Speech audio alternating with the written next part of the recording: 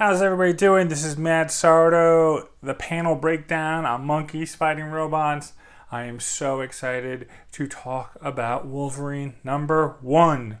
First off, this cover on the left-hand side right here, this amazing 90s throwback, glorious die-cut cover is everything brilliant that I loved growing up about Wolverine 50, but with the modern aesthetic, the modern design aesthetic. See the nice bright yellow, very limited logo, and then cleaner cuts.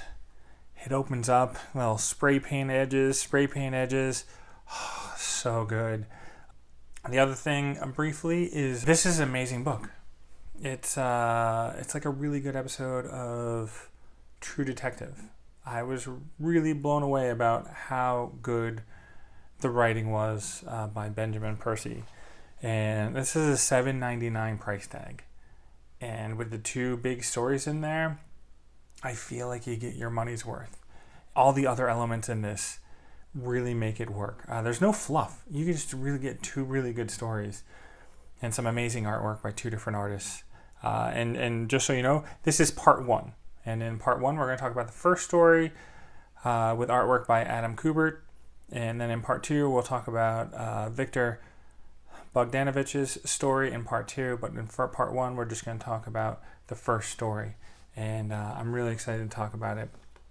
The average, just a person who's like, hey, I want to read Wolverine for the first time, can walk up and read this book because it's pretty amazing. And one of the aspects was Tom Muller's design, but let's quickly, Frank Martin was the color artist on this, and Cory Petit did the letters. As you can see with the design, I'll move this straight more to the middle for you guys. You know right away this is an X-Men book. The way that this book is designed, it's so different than any other Marvel book you're going to get out there. You know it's an X-Men book. I love how the designs for the X-Men franchise are going right now within the Marvel comic universe. I think this stuff just blows me away. It's just awesome. And I love that with a #1 book, the average reader or just a brand new reader can walk in and read the story and enjoy it because it's a really good detective story set in the Marvel Comics universe with mutants and all the other chaos going on. Because I don't know all the mythos of the new mutant, not the new mutants, but like of the X-Men universe right now. You know, what Hickman put together and all this stuff, like, and all the history of X-Men mutants and all this stuff. Like, there's so much history going on there. You ask me about Spider-Man, I know Spider-Man. If you ask me X-Men, I get a little bit more vague. But I could just walk in this and be like, oh, this is a good book. This is a good read. And I could highly recommend it to somebody because it's well designed, it's well written, and it's a beautifully gorgeous book. There's 2 panels I really want to show you guys, and I want to flip over to it, but I'm trying to get to where Tom earns his money. This is what the new reader gets. Whenever there's something you're like, oh, look, it's like pollen, and then you go here, pollen, you read everything about pollen, you're like, oh, I know the backstory on this, and like, it's awesome. There's a built-in Wikipedia page within this book, and this happens several times. But going back to the artwork, there's 2 pages. This page that I love so much. This double S page spread, where the story goes through here, and then it cuts through here, slows you down, makes you look at this artwork, and then pulls you up here to go read to this, and then slide around, and then to this. So 1, it's a nice design page. 2, it highlights each character and the back and forth that goes through. 3, and then slows your eyes down through the middle. And then 4, it makes you pull the page. It gets you to the edge. You're like, oh, I want to see what's next. I love it. It's, I don't know, the modernization of comic book storytelling where you're a little bit more non-traditional in your design. And it flows. And I don't want to say it challenges the reader, but you have to figure out it goes like this, then like this, and then back up again, and out like this. So it's, I don't know, it's one rung up on reading comic books. It's not spelled out for you. You gotta look at the artwork. You gotta see how the bubbles are going through there, and it's part of it. Creates a better experience of the comic books because now you're looking for the direction as opposed to them just being like, this is your direction of reading. And I like it. You know, I don't want to read a whole comic book like this, but I like 2 pages where it goes like that because you highlight little things. You know, you see Wolverine talking, everything's like, eh.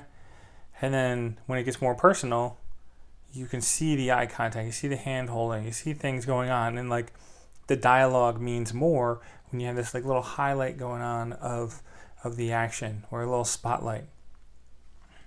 And now we're going to go back to more of a traditional 9-panel grid, and for this again works as well, if not better, when you're doing emotion.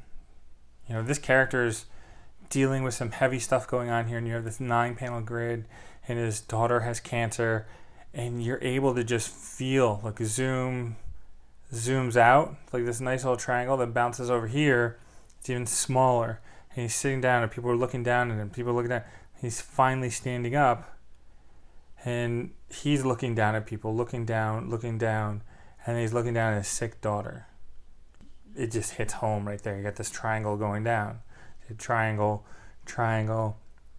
and then you have the eyes come across, and the back and forth between his eyes and the daughter's eyes, and like his eyes are just as tired as her eyes, and she's dying, you know, so he's dying. Like there's a reflection of how they're doing, and the sadness put in people's face. Nobody could even be interpreted remotely not sad, except for the daughter, and then she gets sad again. But I mean, like, she's happy to see her dad.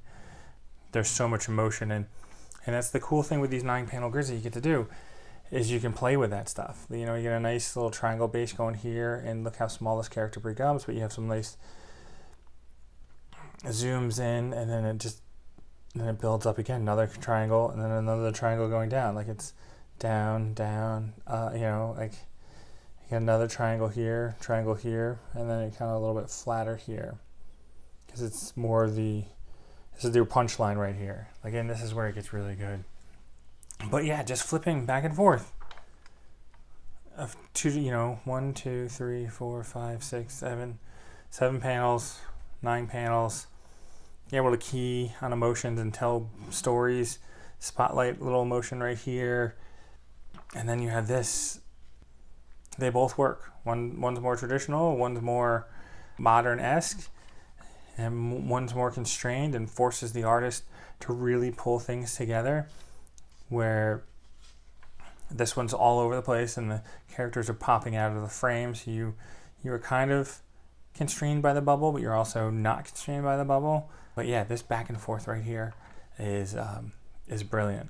It's 2 drastic styles of comic book storytelling, but within the same comic, and that is pretty amazing. It's a joy to read a really good book, and Wolverine #1 is a really good book. They knock it out of the park. And the one last thing is this spread right here. It's just basic, rule of thirds, bing, bing. But the cool thing is the eyes line up here, and you got Wolverine and Domino right here, and then you got Jean as a big imposing force right here. Like in there, get this nice lead in, going out, the shinks, it's just, this panel is a glorious panel, and you've seen it done before, but just when you start breaking it down, you start looking at eye lines and looking at where the feet are going, how things are spread out, like, it just means more. Like, look at this, Wolverine is just, this is glorious. Like, veins popping out right here, and little shadows, because he's a hairy little man. And, there's some inking going on in here and coloring, but there's also some shading as well, and nice lettering. Like, the shinks work, the double exclamation point works well on this, and like just the arch and the flow, goes with the lettering. His open stance, like, I don't know if I can get it in that stance, but I feel like it's pretty aggressive, and then Domino, just nice, solid that way. That's just a really good page. And then the action. Maim him, don't murder him. And then it's like shing, shing, shing, shing, shing, shing, shing, shing, shing. And the action, you barely see Wolverine floating over here. Overall, the first story in Wolverine #1 is pretty darn amazing. It's very dense.